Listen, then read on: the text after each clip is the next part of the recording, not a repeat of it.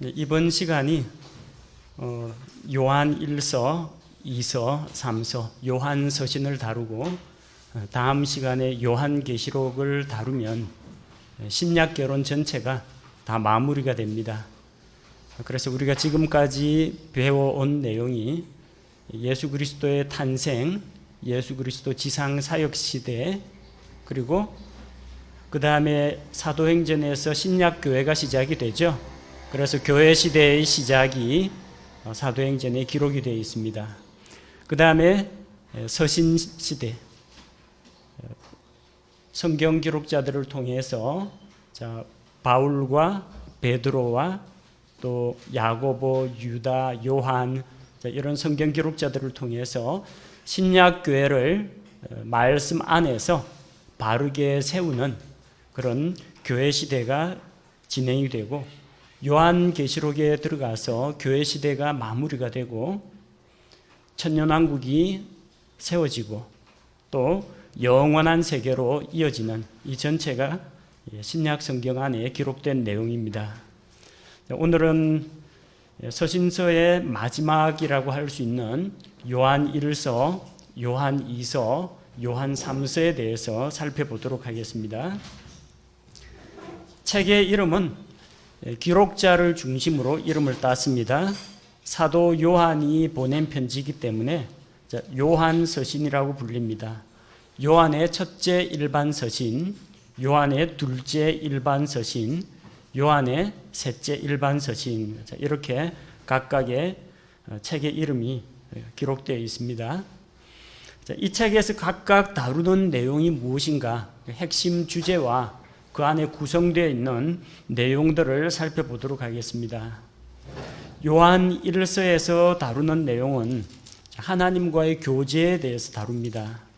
그래서 처음부터 계셨던 하나님의 말씀, 그 하나님의 말씀이 육신이 되어 우리 가운데 거하시고 여러 제자들이 또 신약시대 사람들이 예수님에 대해서 보고 듣고 만지고 그분과 함께 교제하는 삶을 살았다. 그리고 이런 빛 가운데에서의 교제, 이런 교제를 통해서 우리가 하나님을 알아가고 또 그분 안에서 발견되고 영적으로 성장해 나가는 삶에 대해서 소개하고 있습니다. 그런데 그런 교제의 삶을 방해하는 여러 가지 거짓 교리들, 또 우리에게 있는 죄의 문제들, 이런 내용들에 대해서 다루고 있고, 그리고 결론은 예수 그리스도 안에 있는 구원의 확신을 든든히 부여잡고 하나님의 아들이신 예수 그리스도를 우리가 더 알아가자, 그분 안에 생명이 있다, 이런 내용으로 요한 1서가 기록되어 있습니다. 기록자는 사도 요한입니다. 예수님의 12제자 가운데에서 세베대의 아들들 야고보와 요한이 있죠. 야고보는 사도행전 12장에서 헤롯 아그리파 1세에게 죽임을 당하고 가장 먼저 순교했습니다. 사도 요한은 가장 오랫동안 살아남아서 신약교회를 돌아보고 또 요한복음과 요한서신과 요한계시록을 기록했습니다. 기록자에 대해서 의문을 갖는 사람들이 더러 있습니다. 이 요한 1서가 누가 기록한 것인가? 요한이라고 하는데 또 어떤 이는 예수님의 제자 요한이 아니라 아마 또 다른 장로 요한이라는 사람이 별도로 있지 않느냐, 그런 생각을 갖기도 합니다. 그러나 본문의 말씀을 살펴볼 때 우리가 요한임을 확정할 수가 있는데 1절에 보니까 요한 1서 1장 1절에 처음부터 계셨던 그것, 즉 생명의 말씀에 관하여는, 처음부터 계셨던 말씀, 우리가 이거는 요한복음 1장에서 이미 살펴본 내용과 같습니다. 요한복음 1장 1절에 처음에 말씀이 계셨고 말씀이 하나님과 함께 계셨으며 말씀이 하나님이셨더라. 네, 처음부터 계신 하나님의 말씀, 예수 그리스도에 대해서 말씀이라고 표현한 제자는 요한이 유일합니다. 다른 어느 제자도, 베드로나 바울이나 어떤 제자도 예수님을 말씀이라고 표현한 적은 없습니다. 이게 요한만이 사용하는 독특한 표현입니다. 또 그 말씀은 단순히 어떤 언어라든지 입에서 나오는 말이 아니라 살아있는 인격체시라는 겁니다. 처음부터 계셨고 만물을 만드셨고 또한 사람의 몸으로 이 세상에 오신 바로 그 하나님의 말씀, 하나님의 살아있는 메시지, 요한복음 1장 1절에서 이야기하는 그 말씀이 요한 1서 1장 1절에 나오는 말씀과 동일하다는 겁니다. 또 1장 1절에 나온 표현을 보니까 그것을 우리가 들었고, 생명의 말씀을 우리가 들었고 우리 눈으로 보았으며, 말씀이 눈에 보입니까? 이거의 말씀은 이 음성을 말하는 것이 아니라 살아계신 하나님의 산 메시지가 되는 예수 그리스도를 이야기합니다.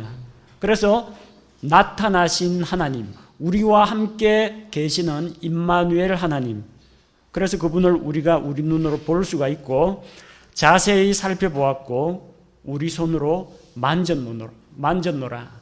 사람의 몸으로 오신 예수 그리스도이기 때문에 직접 만지는 것이 가능하다는 겁니다. 자, 그럼 이것은 누가 봐도 예수 그리스도의 사도 요한을 이야기한다고 볼 수가 있습니다. 예수님 곁에 있으면서 그분을 눈으로 보고 귀로 그분의 말씀을 듣고 또한 손으로 만지며 그분과 함께 교제했던 사람, 자, 그 기록자는 사도 중에 한 사람일 것이고 사도 가운데 사도 요한임을 알 수가 있습니다. 기록된 시기는 다른 복음서가 기록되던 그 시기가 대략 AD 65년경입니다. AD 65년경 전으로 해서 복음서가 기록이 되는데 요한복음의 경우에는 거의 AD 90년경에 기록이 됩니다. 요한 1서 역시 AD 90년경에 기록이 되었습니다. 상당히 시간 차이가 많이 나죠. 그래서 요한복음은 이미 신약교회가 세워졌을 때 예수님께서 십자가에서 죽으시고 부활하시고 승천하시고 성령께서 오셨죠. 이 시기를 대략 약 AD 30년경으로 추정하고 있습니다. AD 65년 같으면은 오순절 성령 강림으로 신약교회가 세워진 지 벌써 35년이 지났다는 겁니다. AD 65년경 마태, 마가, 누가복음이 그 당시에 기록이 되었습니다. 한창 복음이 예루살렘 안에서 전파가 되고 교회가 세워진 이후입니다. 그리고 복음이 이방인들에게, 로마 사람, 그리스 사람들에게 퍼져나가던 그 시기입니다. 근데 요한복음이나 요한서신 같은 경우에는 그로부터 약 60년이 지난, 오순절 성령 강림으로부터 약 60년이 지난 AD 90년경에 기록이 되었습니다. 이때는 거의 이방인들 가운데에서도 예수 그리스도를 믿고 구원받은 사람들이 교회 안으로 막 들어와 가지고 교회가 거의 세워진 그런 상태입니다. 그래서 다른 서신들하고는 달리 마태, 마가, 누가복음에서 예수 그리스도의 지상 사역에 초점을 맞추고 있다면 요한복음은 이미 믿고 있는 그리스도인들을 대상으로 예수 그리스도만이 구원의 길이요 참 생명이라는 교리에 대해서 중점적으로 다루고 있습니다. 거의 같은 시기에 기록되어 있는 요한 1서 경우에는 그런 믿음으로 구원받고 또 예수 그리스도 안에 있는 생명을 누릴 수 있다, 이런 진리와 함께 신약교회 안에 가만히 스며들어오는 여러 이단 사상들에 대해서 경계하는 내용으로 구성이 되어 있습니다. 그래서 이 서신을 기록한 목적은 1장에 나타난 바와 같이 우리 믿는 성도들이 하나님과 빛 가운데에서 교제하는 삶을 살아가고 있음을 보여주기 위해서입니다. 그분이 빛 가운데 계시기 때문에 우리도 빛 가운데서 거룩한 삶을 살면 그분과 함께 교제할 수가 있고, 또 만약 누가 죄를 범하면 죄들을 자백함으로 그 아들 예수 그리스도의 피가 우리를 깨끗하게 하신다, 이런 죄 사함에 대한 확신을 우리에게 주기 위해서 기록이 되었습니다. 예수님께서 분명히 하나님으로서 이 세상에 사람의 몸으로 오셨다라는 것을 증거하기 위해서 요한일서 여러 곳에서 변론을 하고 있습니다. 이 변론의 목적은 그 당시에 신약교회 안에 파고 들어온 사상 가운데 영지주의 사상이 있습니다. 그래서 그 영지주의 사상에 대한 경계를 위해서 하나님께서 분명히 사람의 몸을 입고 이 세상에 오셨고 그분께서는 사람으로 완전한 하나님, 완전한 사람으로 우리와 함께 계셨으며 우리 죄의 문제를 해결하기 위해서 십자가에서 피를 흘리고 육체의 죽음을 당하시고 또한 사흘 만에 확실히 부활하셨다는 것을 증거하고 있습니다. 영지주의에서는 이런 걸 믿지 않습니다. 영적인 세계와 육적인 세계를 딱 반으로 나눠 가지고 서로 상호 배타적인 것으로 이해하기 때문에 성육신이라든지 몸의 부활을 그들은 믿지를 못합니다. 그런 이단 사상들에 대한 경계를 주기 위해서 요한 1서가 기록이 되었습니다. 죄의 문제, 이단 교리들, 그리고 세상에 속한 육신의 정욕과 안목의 정욕과 인생의 자랑, 이런 것들을 경계하고 성도들로 하여금 예수 그리스도의 오심을 볼수록 자기 자신을 순결하고 거룩하게 지키도록 하기 위해서 이 서신이 기록이 되었습니다. 이 서신은 일반 서신입니다. 특정한 교회에 보내는 것도 아니고 에베소서, 빌립보서, 골로새서처럼 특정 교회에 보내는 것도 아니고 또한 특별히 한 개인에게 보내는 개인 서신도 아닙니다. 빌레몬서와 같은 성격도 아니고 일반 서신으로 기록되어 있습니다. 따라서 이 서신을 읽는 오늘날 우리 신약교회 성도들 역시 이 서신의 수신자들이라고 할 수가 있습니다. 요한일서는 전체 1장부터 5장까지 내용으로 구성되어 있는데 각 장의 내용에 대해서 간단히 살펴보도록 하겠습니다. 자, 1장에서 다루는 것은 하나님과 교제하는 삶에 대해서 다룹니다. 그 교제의 근원이 되는 것이 무엇입니까? 생명의 말씀이신 예수 그리스도를 통해서 아버지와 함께 교제하는 것입니다. 1장 3절에 보니까 이 사도 요한은 이미 예수 그리스도와 교제를 했습니다. 그래서 요한복음 14장에서도 빌립이 아버지를 우리에게 보여주소서 하는데 예수님께서 뭐라고 답하셨습니까? 나를 본 자는 아버지를 보았거늘 어찌하여 아버지를 보이라고 하느냐, 그렇게 답하셨습니다. 사도 요한은 예수님과 이미 그렇게 교제하고 예수님을 지켜보고 그분의 말씀을 들었기 때문에 하나님 아버지와 교제가 이루어졌습니다. 3절에서 우리가 보고 들은 그것을 너희에게 밝히 드러내면 너희 또한 우리와 교제하게 하려 함이니 참으로 우리의 교제는 아버지와 함께하는 것이며 그분의 아들 예수 그리스도와 함께하는 것이니라. 자, 예수 그리스도를 통해서 하나님과 함께 교제하는 삶이 신약교회 성도들에게 있다는 것을 보여줍니다. 자, 하나님과 교제하려면 어떻게 해야 됩니까? 하나님의 대표적인 속성, 가장 중심되는 속성은 거룩하심입니다. 사랑과 공의와 긍휼과 오래 참음과 은혜와 또 영원 자존하시고 영원 불멸하시며 광대하시고 무한하시고 이런 하나님의 온갖 속성들 가운데에서 가장 으뜸되는 속성이 거룩하심입니다. 그분은 빛 가운데 계십니다. 그분에게는 어둠이 전혀 없습니다. 그분은 죄를 짓지 않으시며 죄를 멀리 하십니다. 티끌만한 죄라도 그분은 용납하지 못하시고 그분의 공의와 거룩함이 그 죄를 찾아내서 반드시 심판을 하시는 분입니다. 하나님께서 빛 가운데 계신데 우리와 같은 사람이 어떻게 하나님과 함께 교제할 수 있느냐는 겁니다. 그것은 바로 예수 그리스도의 피로 말미암아 우리 죄를 완전히 씻고 죄의 문제를 해결하고 7절에 있는 것처럼 그분과 함께 교제할 때 우리가 빛 가운데 걸으면 우리가 서로 교제하고 그 아들 예수 그리스도의 피가 모든 죄에서 우리를 깨끗하게 하신다고 했습니다.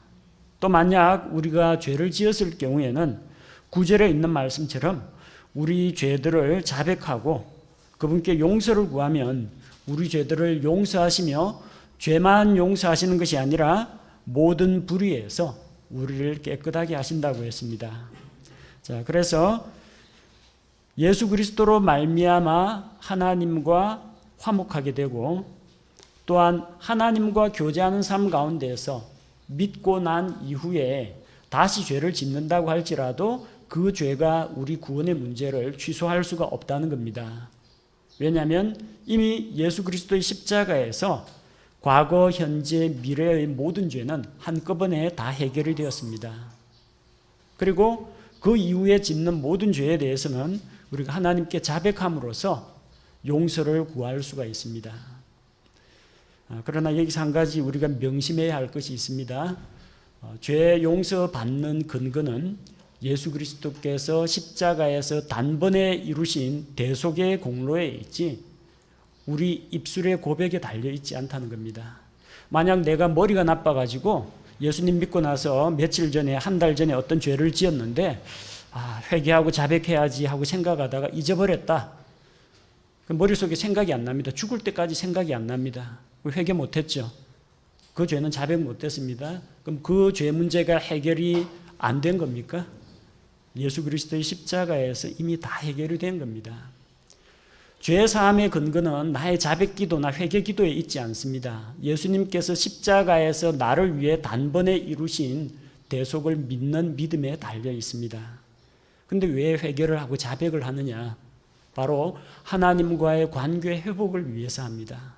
죄는 다 이미 예수님 십자가로 용서하셨지만 내가 만약 죄 가운데 거하고 또 그 죄 문제를 하나님 앞에 가져가지 않고 이걸 죄라고 인정하지 않고 감춰두면은 하나님과 교제하기가 껄끄러워집니다. 마치 아들이 무슨 잘못을 저질렀는지 아버지가 다 알고 있습니다. 이 아들이 언제쯤 자기에게 찾아와가지고 실토를 하고 용서를 구할까 아버지는 지켜보고 있습니다. 그렇다고 해서 얘를 호적에 파낼 생각은 전혀 없습니다. 아들이기 때문에. 그러나 아들 입장에서는 아버지는 마음속으로 이미 다 용서했다고 할지라도 아버지 앞에 나아가기가 쑥스럽고 얼굴 대하기가 부끄럽고 마음에 캥기고 찔리는 구석이 있으니까 나가는 게 자유롭지 못하다는 겁니다. 아버지 얼굴 대하기가 두렵다는 겁니다. 바로 그 문제를 해결하기 위해서는 어떻게 해야 돼요? 아버지의 사랑과 용서하심을 믿고 나아가서 자백하는 겁니다. 그러면은 다시 관계가 회복이 됩니다. 다시 하나님께 기도할 수가 있고 기도 응답을 받을 수가 있습니다. 성경 말씀 읽을 때 깨달음을 얻을 수가 있습니다. 빛 가운데서 계속 걸으면서 교제할 수가 있는 것입니다. 자, 그래서 마치 모든 죄를 낱낱이 일일이 다 기억하고 하나하나 미주알 고주알 다 회개기도 자백기도 해야만 죄 문제가 해결된다. 그거는 죄사함의 근거를 예수님의 십자가에 두지 않고 나의 기억력과 내 입술의 말에 죄사함의 근거를 두고 있는 것과 같습니다. 자, 어디에서는 회개를 하라고 했고 어디에서는 자백을 하라는 말씀이 있는데 결국은 두 가지가 같은 겁니다. 어떤 곳에서는 이렇게 잘못 가르치는 데도 있습니다. 회개는 예수 그리스도를 믿을 때 단 한 번 하는 것이고 전신 목욕을 하는 것이고 예수님 피로 목욕하고 죄 용서를 받는 것이고 자백은 그날 지은 죄에 대해서 발에 묻은 먼지를 씻어내는 발을 씻는 것과 같다. 그런 식으로 표현하는 분들이 있습니다. 그래서 회개하고 자백을 서로 다른 걸로 이야기하는데 성경의 고린도전서 우리가 살펴본 바와 같이 사도 바울은 고린도 교회 성도들 구원받은 자들이죠. 그 구원받은 자들이 회개하지 않을까 봐 마음속에 염려했다고 했습니다. 믿고 구원받은 성도들도 잘못한 것이 있으면 하나님 앞에 회개해야 합니다. 회개는 자기 죄에 대해서 뉘우칠 회 그리고 고칠 개 죄에 대해서 뉘우치고 하나님께 돌아가서 고치는 것이 회개입니다. 자백은 무엇이냐? confess라고 하죠. con이란 말은 con 함께, 같이라는 뜻이고요. fess는 말하다는 뜻입니다. profess, confess, 말하다는 이야기예요. 하나님과 함께 같은 것을 말한다는 겁니다. 하나님이 이것은 죄 하면은 자기 생각에는 이 정도쯤이야 하는 것도 내 죄가 맞습니다 하고 죄를 시인하는 겁니다. 또 하나님께서 나는 죄를 미워한다 이렇게 말씀하시면 하나님과 함께 죄에 대해서 똑같은 것을 말하는 것이 confess입니다. 자백이라는 것이 하나님 저 오늘 이거 했습니다. 하나님 이거 저것도 했습니다. 잘못했습니다. 단순히 자기 죄를 나열하는 것이 자백이 아닙니다. 죄에 대해서 하나님과 똑같은 입장, 똑같은 태도를 취하는 것을 자백이라고 합니다. 그렇게 할 때 하나님과의 교제 관계가 계속 유지가 될 수가 있습니다.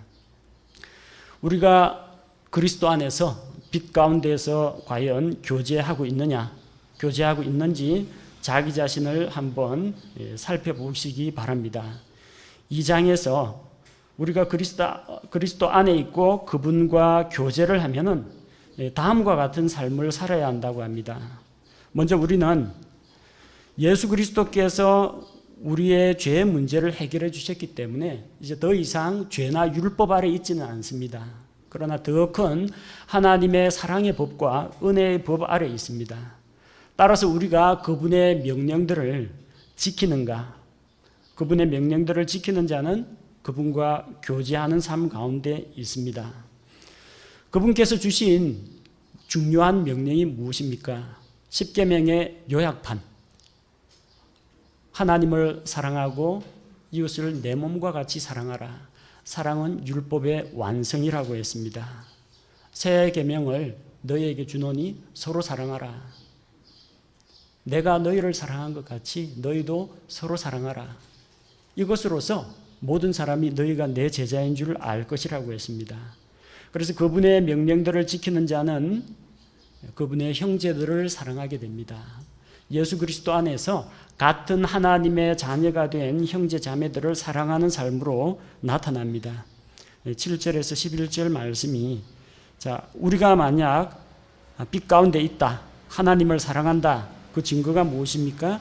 자기 형제를 사랑하는 것으로 나타나게 된다는 겁니다. 또한 우리가 정말 그리스도와의 생명력 있는 교제 가운데 있다. 그러면 어떤 삶의 열매가 나타나느냐? 영적 전쟁을 하고 영적 전쟁에서 승리하는 삶을 살아야 합니다. 2장 12절에서 14절에 나와 있는 내용이 바로 그런 것들입니다. 우리가 사악한 자를 이기고 그리고 영적으로 승리하는 그런 삶을 사는 것, 이게 우리가 빛 가운데 있다라는 삶의 증거가 됩니다. 또한 하나님을 사랑한다면 동시에 세상을 사랑할 수가 없습니다. 우리 야고보서에서 살펴봤죠.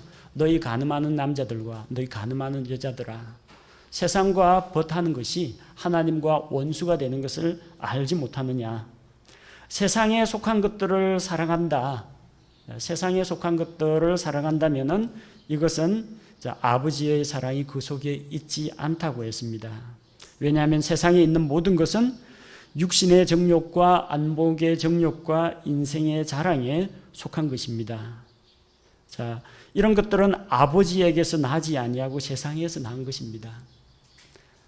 빛 가운데 있다는 증거가 무엇입니까? 세상에 속한 것들을 버리고 멀리하고 세상으로부터 구별되어서 하나님을 사랑하는 삶으로 나타나게 됩니다. 우리가 만약 빛 가운데 있다면 진리 가운데 거해야 합니다. 2장 18절부터 29절 말씀처럼 마지막 때에 속이는 자에 의해서 여러 가지 속임수가 나타납니다. 그래서 거짓 교리를 우리가 분별하고 진리 안에 거하는 삶을 통해서 그리스도께 속한 자요 그리스도와의 교제 안에 있음을 알 수가 있습니다. 그리고 3장과 4장에서 이야기하는 바는 하나님께 속한 자의 특징에 대한 것입니다. 우리가 하나님께 속한 사람인가? 만약 하나님께 속했다면 어떠한 삶을 살게 되는가? 3장 1절에서 3절에 나오는 내용은 우리가 하나님의 아들들이라면 어떠한 삶을 살아야 하느냐? 자신을 순결하게, 거룩하게 관리해야 합니다. 2절에 보니까 사랑하는 자들아 이제 우리는 하나님의 아들들이니라.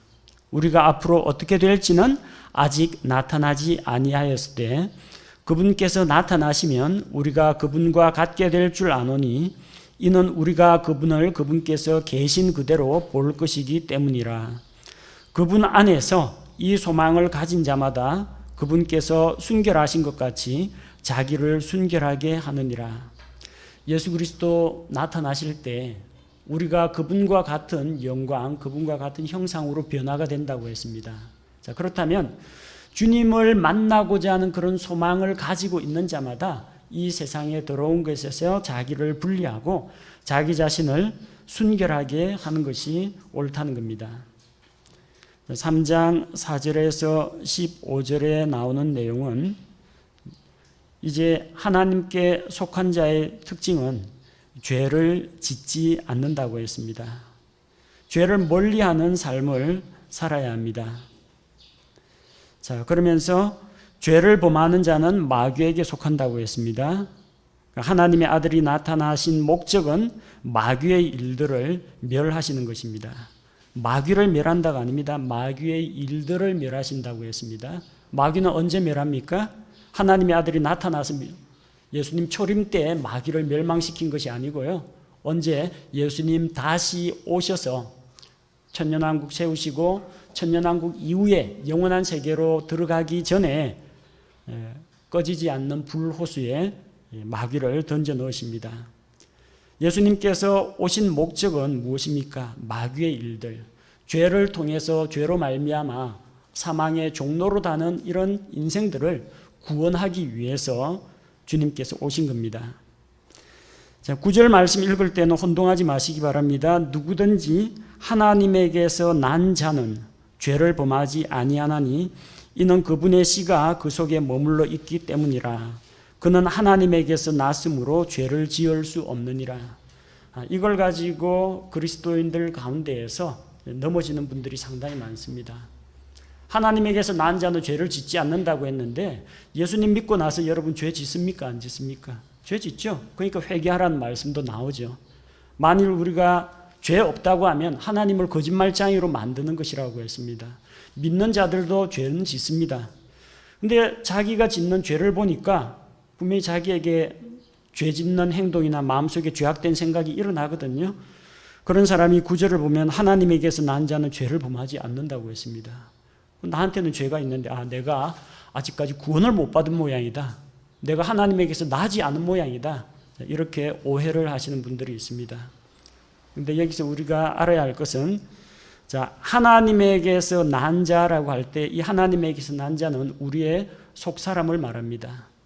그리스도 안에서 새롭게 태어난 새로운 창조물, 고린도후서 5장 17절에 나오는 그리스도 안에 있는 새로운 창조물을 이야기합니다.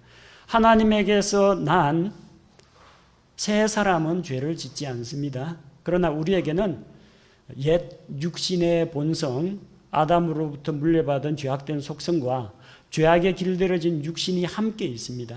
그래서 우리가 이 옛 사람을 벗어버리고 주님께서 주신 새 사람을 입고 날마다 죄에 불순종하고 하나님의 법에 순종을 함으로써 죄를 멀리하는 삶을 살아가게 된다는 것입니다. 그리스도인이 되면 죄를 하나도 안 짓는 완벽한 존재로 한순간에 변화된다는 이야기가 아닙니다. 계속해서 점진적으로 죄의 영향력으로부터 자유롭게 되어나가고 죄를 승리하는 삶을 살아가게 된다는 이야기입니다. 자, 우리의 신분과 우리의 상태를 혼동하지 마십시오. 우리의 신분은 어디에 있습니까? 그리스도와 함께 일으켜져서 하늘의 처소들에 함께 앉히시니, 하늘의 처소들에 앉아 있습니다. 우리의 신분입니다. 이거는 변하지 않습니다. 그러나 우리의 상태는 어디 있습니까? 지금 이 세상에서 세상의 영향을 받으면서 여러 사람과 상호작용을 하면서 때로는 넘어질 때도 있고 다시 일어나기도 하고 유혹을 받을 때도 있고 유혹을 이길 때도 있고 유혹에 넘어갈 때도 있습니다. 우리의 상태는 그러합니다. 우리의 상태가 우리의 신분을 쭉 따라가는, 쫓아가는 이 과정을 영적인 성장이라고 합니다. 또 다른 말로 성화의 과정이라고 합니다. 우리에게는 이런 성장 과정이 남아있다는 것입니다. 신분은 한순간에 예수님 믿는 바로 그 순간에 바뀝니다. 하나님 앞에서 의로운 자로 바뀝니다. 그리고 거룩한 자로 바뀝니다. 그러나 우리의 상태는 계속해서 예수 그리스도의 형상을 닮아가는 그런 과정에 있습니다. 나중에 신분과 상태가 같아지는 시기가 오겠죠. 예수님 다시 오셔서 우리를 영화롭게 만들어 주실 때, 그리고 우리의 낮고 천한 몸을 자기의 거룩하고 영광스러운 몸과 같은 형상으로 바꾸어 주실 때, 그때 완전히 변화가 됩니다. 자, 그리고 하나님께 속한 자는 형제를 사랑하는 것이 이제 행동으로 나타나야 합니다. 3장 16절에서 24절 말씀과 같이 마음속으로만 사랑하는 것이 아니고요, 말로만 사랑하는 것이 아니라 행동으로 드러나야 합니다. 그래서 말과 혀로만 사랑하지 말고 오직 행함과 진실함으로 하자. 사랑을 드러내는 그런 삶을 살게 됩니다. 하나님께 속한 자는 하나님의 성령이 있기 때문에 영적인 분별력이 생깁니다. 그래서 여러 영들 가운데 이 영이 하나님께 속한 영인지 아니면 거짓 대언자의 영인지 분별할 줄 알아야 합니다. 자, 4장 1절에서 6절에 나오는 거짓 대언자들, 그리스도께 속하지 않은 세상의 영, 적그리스도의 영, 그런 존재가 있습니다. 여기에서 특별히 그 적그리스도의 영은 어떤 존재를 이야기하느냐면 예수 그리스도께서 육체 안에 오신 것을 시인하지 않는 영을 말합니다. 당시의 영지주의를 말합니다. 4장 3절에 보니까 예수 그리스도께서 육체 안에 오신 것을 시인하지 아니하는 영마다 하나님께 속하지 아니하였나니 이것이 적그리스도의 그 영이니라. 그것에 관하여는 그것이 옳으란 말을 너희가 들었거니와 그것이 지금 이미 세상에 있느니라. 이미 이 요한 1서 기록할 당시에 적그리스도 영이 활동하고 있었다는 겁니다.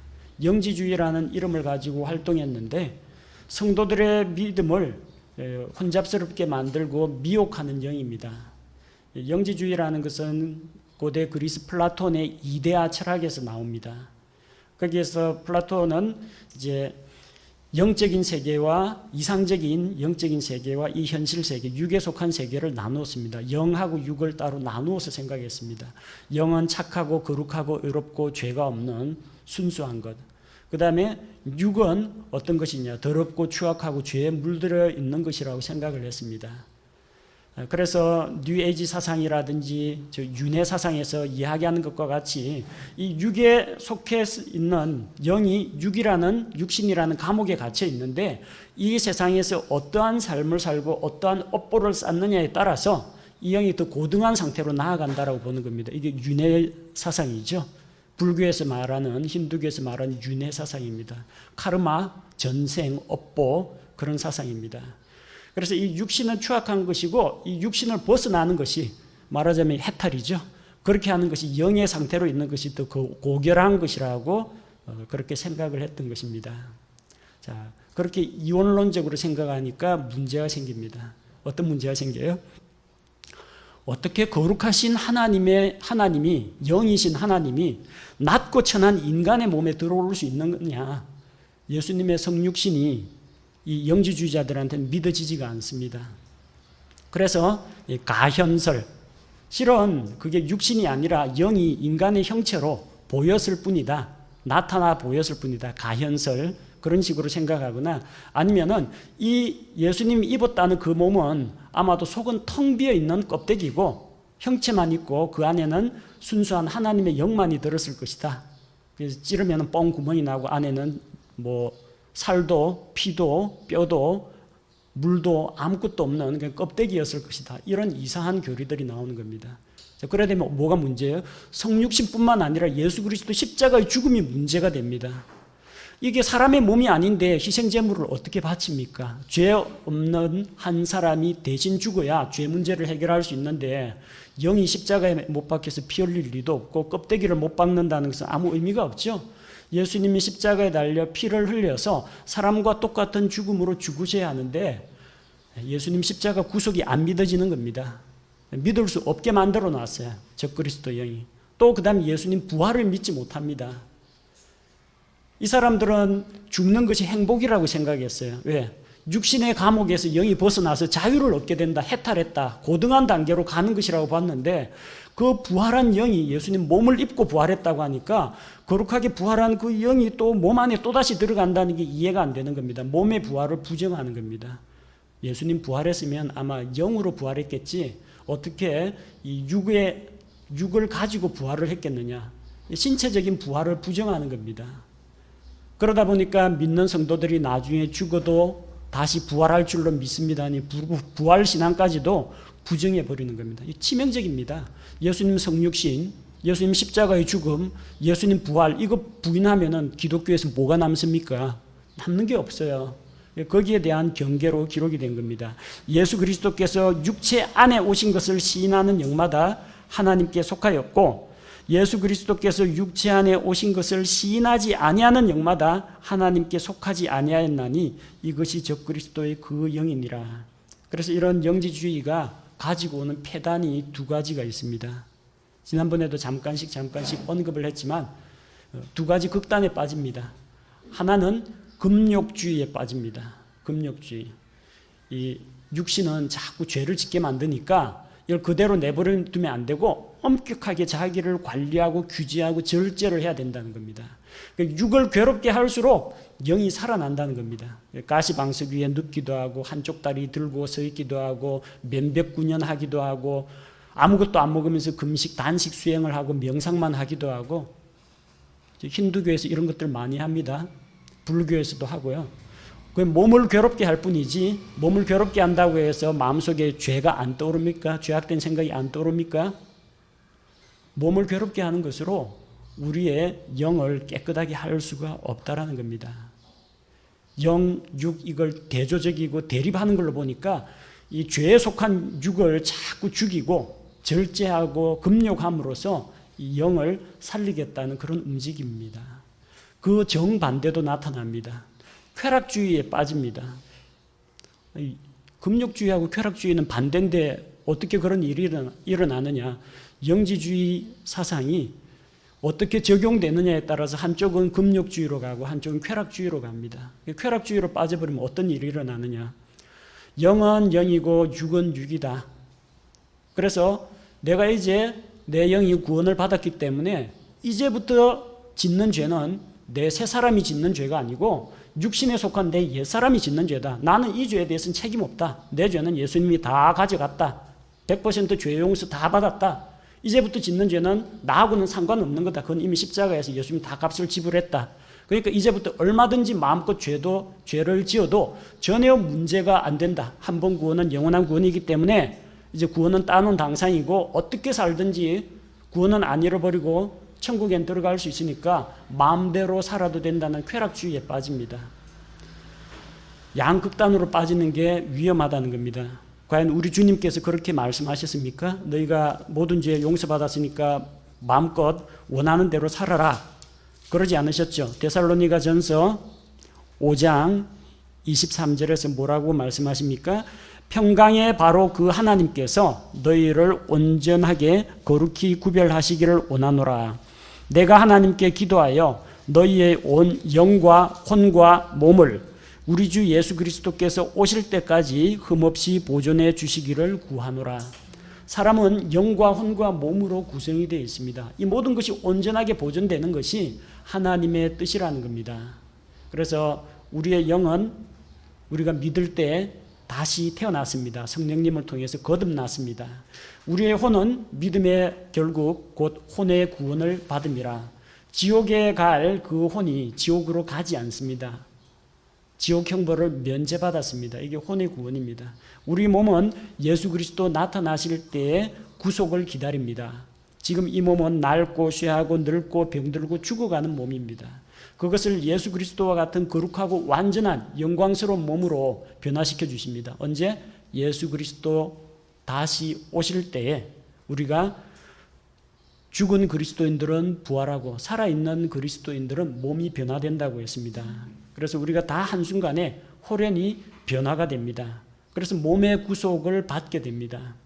따라서 우리는 영과 혼과 몸 어느 하나도 소홀하게 다루어서는 안 된다는 겁니다. 자, 그래서 영 따로 몸 따로 이렇게 나누는 영지주의에 속지 말라는 겁니다. 자, 그리고 4장 7절에서 21절에서 자, 형제를 사랑하라라고 했습니다. 사랑은 어디에 있습니까? 우리 속에서 사랑이 우러나지는 않습니다. 사랑은 하나님께 속한 것입니다. 하나님께서 사랑이 무엇인지를 보여주었습니다. 우리는 사랑이 무엇인지 모르는데 하나님께서 자기 아들 예수 그리스도를 통해서 우리가 아직 죄인일 때 자신의 아들을 보내어서 우리 죄들을 위한 화해 헌물로 삼으셨는데 여기에 사랑이 있습니다. 받을 만한 값어치가 없는 자들에게 값없이 베풀어주는 그런 하나님의 사랑에 대해서 이야기하고 11절에서 바로 이 하나님의 사랑이 우리 형제 사랑의 기초가 된다라는 것을 보여줍니다. 하나님께 속한 자는 자기 형제를 사랑하게 됩니다. 그리고 믿음 안에서 순종하는 삶을 살아가게 됩니다. 1절에서 5절에 나오는 말씀처럼 예수님께서 우리 죄 문제를 해결하신 그리스도이심을 믿는 자는 하나님에게서 난 자입니다. 그리고 4절과 5절에서 무엇이든 하나님에게서 난 것은 세상을 이기느니라. 세상을 이기는 승리는 이것이니 곧 우리의 믿음이니라. 예수님께서 하나님의 아들이심을 믿는 자가 아니면 누가 세상을 이기는 자냐? 이기는 자가 누구예요? 믿는 자가 이기는 자입니다. 우리보다 먼저 이기신 주님이 계십니다. 세상에서는 너희가 환난을 당하나 담대하라. 내가 세상을 이기었노라. 예수님이 먼저 이기신 자입니다. 사이비 이단 교주가 이긴 자 아닙니다. 예수 그리스도께서 이긴 자고 예수 그리스도의 몸에 속한 자는 예수 그리스도의 승리가 곧 자기의 승리입니다. 우리 주 예수 그리스도로 말미암아 우리에게 이김을 주시는 하나님께 감사하노니 예수 그리스도의 지체된 자도 이겼습니다.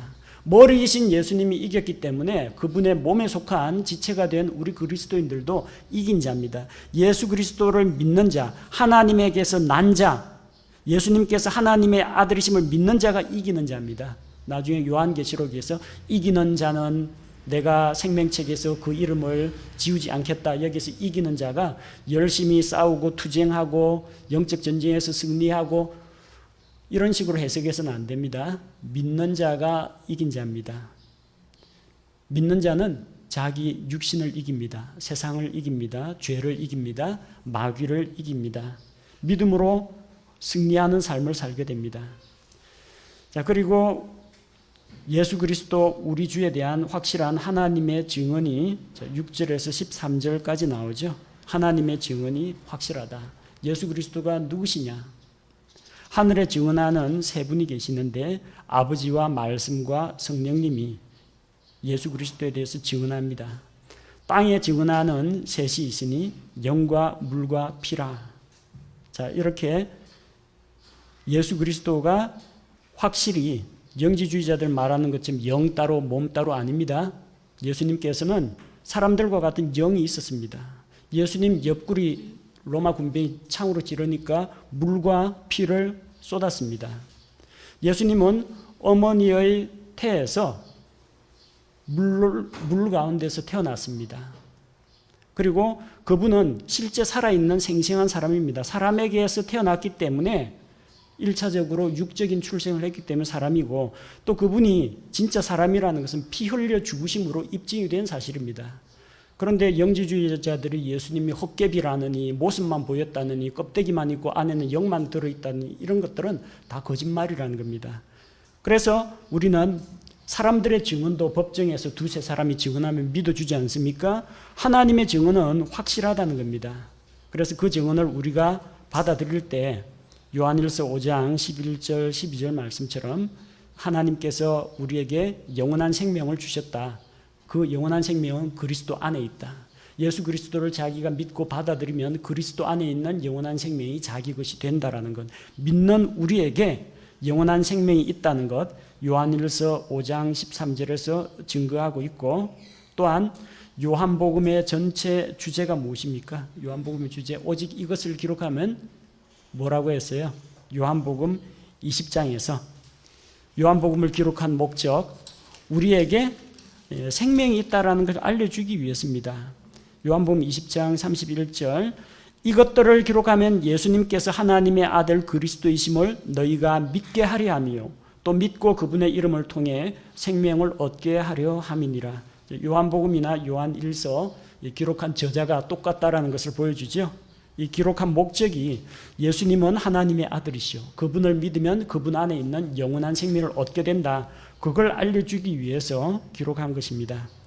자, 그리고 그 이후에 나오는 14절부터 21절 우리가 예수 그리스도를 믿음으로 하나님의 자녀가 되었고 이제 그분 안에서 또 어떤 확신을 가지고 있습니까? 기도 응답을 받는다는 확신을 가지고 있습니다. 우리가 그분의 뜻대로 무엇이든지 구하면 우리 말을 들으시고 이루어 주십니다. 앞쪽에 그분의 뜻대로가 중요합니다. 아무거나 구하는 대로 위험한 것, 죄악된 것, 정욕을 위해서 구하는 것 다 들어준다는 이야기가 아니라 그분의 뜻대로 무엇이든지 구하면 그분께서 이루어 주신다고 했습니다. 특별히 여기서 또 우리가 오해하지 말아야 할 것이 16절, 17절에 나오는 것처럼 어떤 사람이 자기 형제가 사망에 이르지 아니하는 죄 짓는 것을 보거든 그는 간구할 것이요. 그러면 그분께서 사망에 이르는 죄를 짓지 아니하는 자들로 인하여 그에게 생명을 주시리라. 사망에 이르는 죄가 있는데 나는 그가 그것으로 인해 기도하라고 말하지 아니하노라. 모든 불의가 죄로 돼 사망에 이르지 아니하는 죄가 있느니라. 사망에 이르는 죄가 있고 사망에 이르지 않는 죄가 있다고 했습니다. 그러니까 사람들이 궁금하게 여깁니다. 어떤 죄가 사망에 이르지 않는 죄냐? 어떤 죄가 사망에 이르느냐? 잘못 오해하면 히브리서 오해하는 분들과 마찬가지로 어떤 죄를 지으면은 용서받지 못하고 영원한 사망, 둘째 사망, 끝없는 형벌을 받게 된다 이렇게 오해하는 분들이 있습니다. 이 사망은 그 둘째 사망을 이야기하는 것이 아니라 몸의 사망을 이야기합니다. 죄 가운데서 정말 심각하고 무서운 죄는 하나님이 최고 수준의 징계를 내리는데 그게 육체의 죽음이라는 겁니다. 그래서 창세기 9장에 나오는 것처럼 누구든지 이 사람의 피를 흘리면 다른 사람들에 의해서 세상 정부에 의해서 자기 피도 흘려야 할 것이다. 살인자에 대해서는 사형이다. 그런 법을 창세기 9장에서 하나님께서 제정하셨습니다. 또 누가 죽을 죄를 지었습니까? 아나니아와 삽비라가 거짓말하다가 즉사했습니다. 거짓말이 죽일 죄입니까? 이 세상에 있는 거짓말하는 사람들이 얼마나 많은데. 근데 그가 한 거짓말은 무엇이었습니까? 사람을 속이려고 한 것이 아니라 하나님께 대하여 거짓말을 했습니다. 신약교회가 막 세워지는데 사도의 권위에 대해서 도전하고 하나님을 우습게 여기고 하나님이 모르겠지 해가지고 자기가 일부를 드리면서 마치 전 재산을 드리는 것처럼 위선적인 행동을 하는 사람이 초대교회에 나왔습니다. 그리고 정말로 그 땅 판 돈이 이것뿐이냐라고 한번 회개할 기회를 줬는데 끝까지 이것뿐입니다. 부부가 공모해서. 그리고 그 아내가 돌아왔는데 자기 남편이 실려 나간 것도 모르고 그 앞에서 그 아내도 삽비라도 똑같이 거짓말을 하다가 징계를 받았습니다. 그냥 놔두면요 사도들을 우습게 여기고 교회 안에서 거짓말하는 사람 막 나옵니다. 하나님도 속아 넘어가겠지 생각하고. 그래서 그 당시에는 징계를 했습니다. 또 어떤 사람이 죽었습니까? 고린도전서에서 주의 만찬을 합당하지 않게 취하는 자들, 고린도전서에서 주의 만찬에서 다루었습니다. 어떤 사람들은 난 가난한 자하고는 같이 먹기 싫다고 자기들끼리 만찬을 먼저 먹고 늦게 오는 사람은 먹을 게 없어서 배가 고픕니다. 주의 만찬 끝나면은 이 사랑의 잔치, 사랑의 식탁, 애찬을 하는데 그 고기도 나오겠죠. 고기는 역시 술하고 같이 먹어야 제맛이다 해가지고 주의 만찬 석상에 고기 갖고 술 갖고 하고 자기들이 술 먹고 뻗어 있는 사람도 있습니다. 이게 무슨 주의 만찬이냐는 겁니다. 주의 만찬은 누룩이 들어가지 않은 포도 주스로 하는데, 포도의 즙으로 하는데 만찬자리에 전부 누룩 넣은 술 먹고 일부는 뻗어 있고 일부는 늦게 와가지고 배고프다고 그러고, 또 그리스도 안에서 한 몸, 한 빵에 참여한 한 지체임을 고백하는 주의 만찬인데 누구는 같이 안 먹겠다고 그러고 누구는 먼저 먹고 누구는 빵도 안 남겨주고 하는데 이게 무슨 주의 만찬이냐는 겁니다. 그러므로 너희 가운데 약한 자와 병든 자가 적지 않고 너희 가운데 잠자는 자들도 있다. 주의 만찬을 합당하지 않은 방식으로 취하다가 죽은 자들도 있습니다. 징계를 받아가. 뭐 그럼 구원 못 받았느냐? 구원 못 받은 건 아닙니다. 그렇게 교회 질서를 어지럽히고 주의 만찬을 업신여기는 자들에 대해서 징계를 내리신 겁니다. 고린도전서 5장에서 자기 아버지의 아내, 자기 어머니와 모자 상간을 한 사람이 있습니다. 그대로 놔두면 이 세상에서 교회가 손가락질 받습니다. 예수님의 이름에 욕이 돌아갑니다. 그래서 그를 사탄에게 넘겨주어서 그의 육체를 멸하게 했습니다. 그 육체는 멸하고 그리스도의 날에 그의 영이 살게 한다고 했습니다.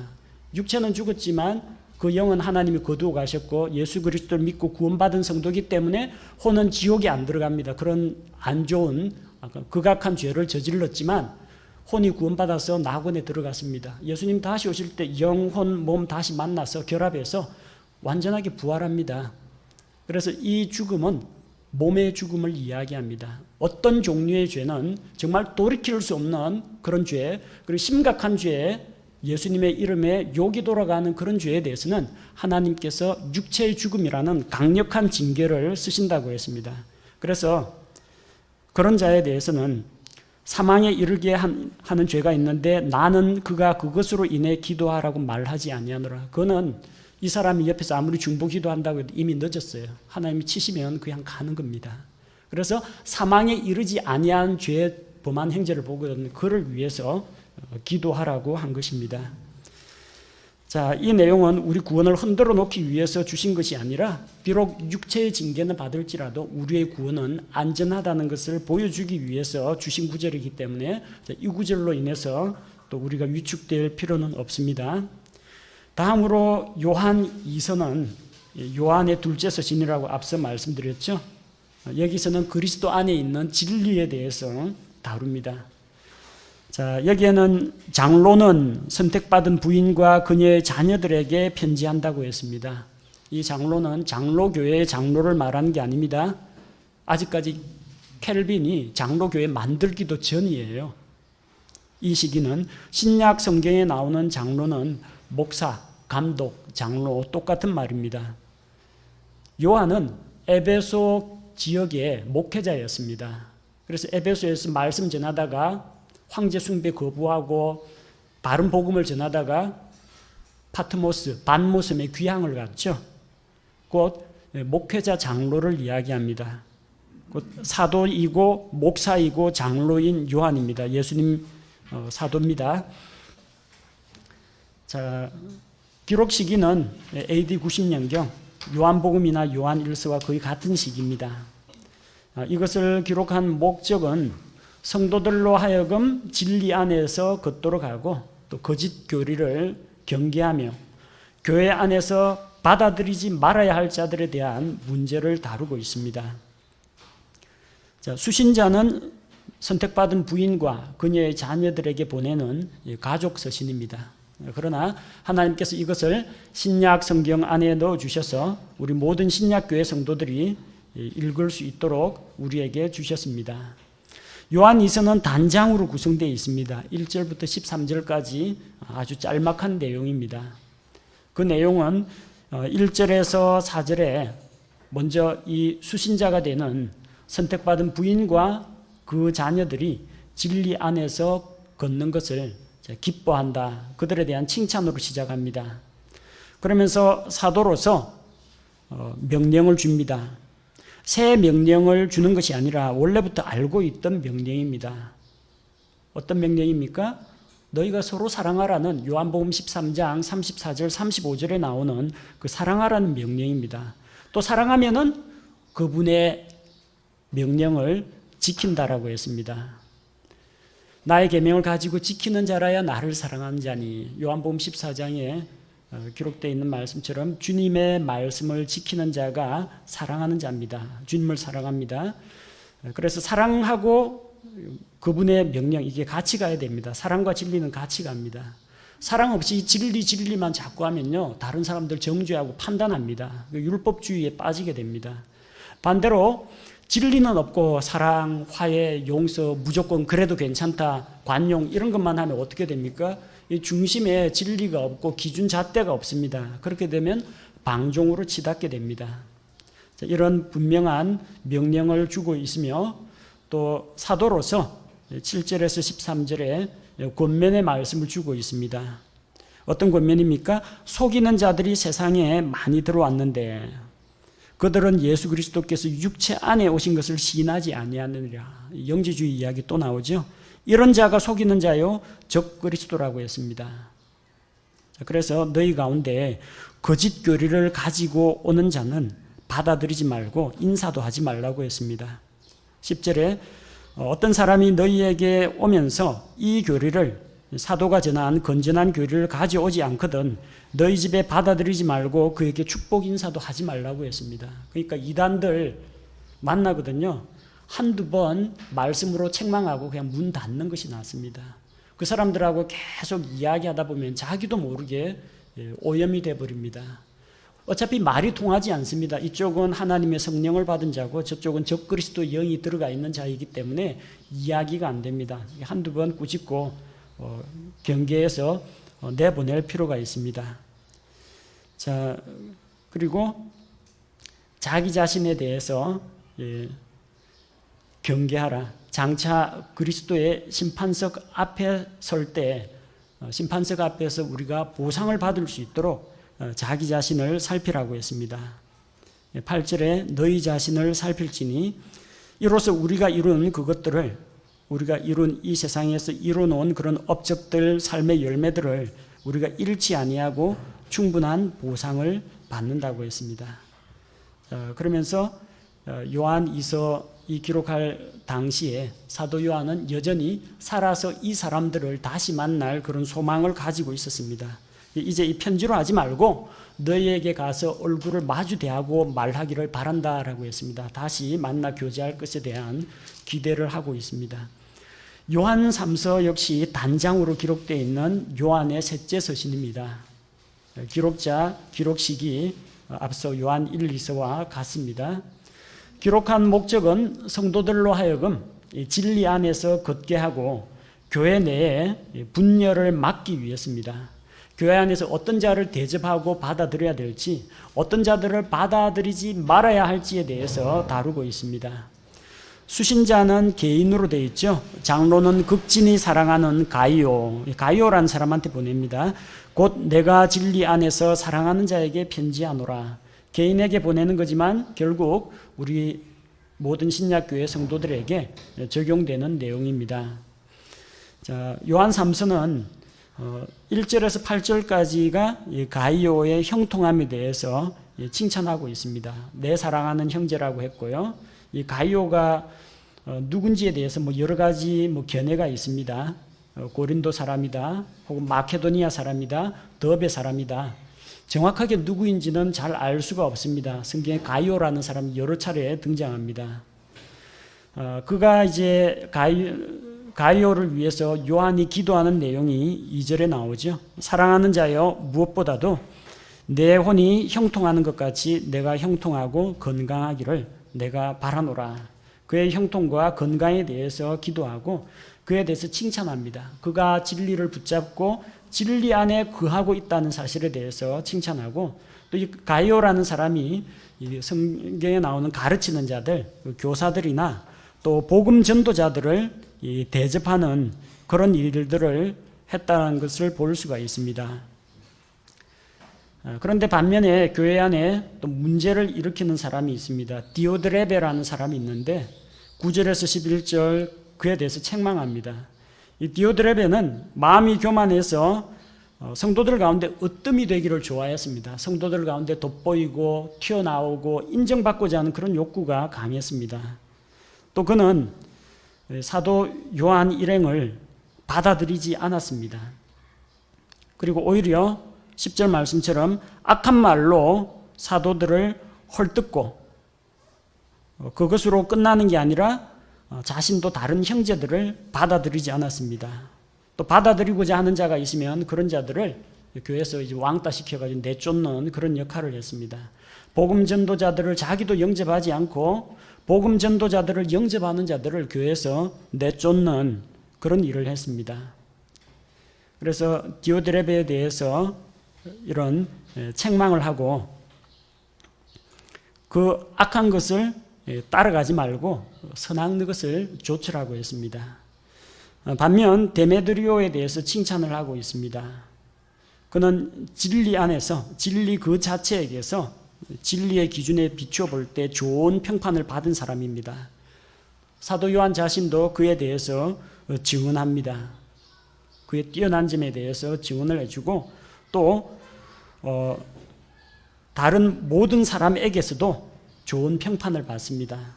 그래서 교회 안에서는 이렇게 교만하여서 마치 무엇이나 되는 것처럼 자기를 내세우는 자들에 대해서는 경계를 하고, 반면 겸손하게 낮아져서 다른 사람을 섬기고 성도들로부터 좋은 평판을 받는 이런 사람들은 이제 받아들이라, 이런 내용을 다루고 있습니다. 그 기준은 무엇입니까? 그가 예수 그리스도 안에 있는 그 진리를 붙잡고 있느냐, 또 그 진리를 가르치고 또 전파하는 자들을 존중하고 있느냐, 이걸 기준으로 교회가 어떤 사람을 받아들이고 어떤 사람을 배척해야 되는지를 다루고 있습니다.